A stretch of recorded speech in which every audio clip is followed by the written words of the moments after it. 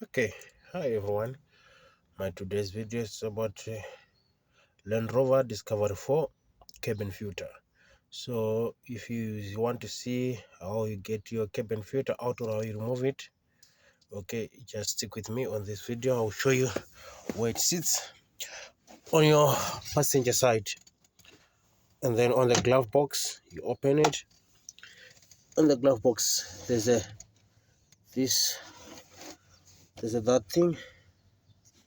You push it, this one, you push it inwards and then you pull down.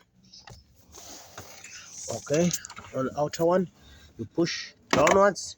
You see it's got like hooks there, it's got hooks. And then when you look in there, okay, it's got like ear lip here. You pull the lip and then there is your cabin filter.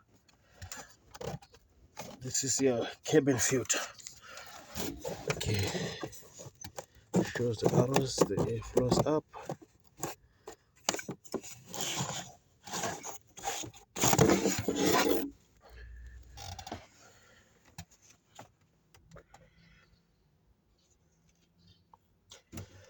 Land Rover Discovery 4 V6 cabin filter.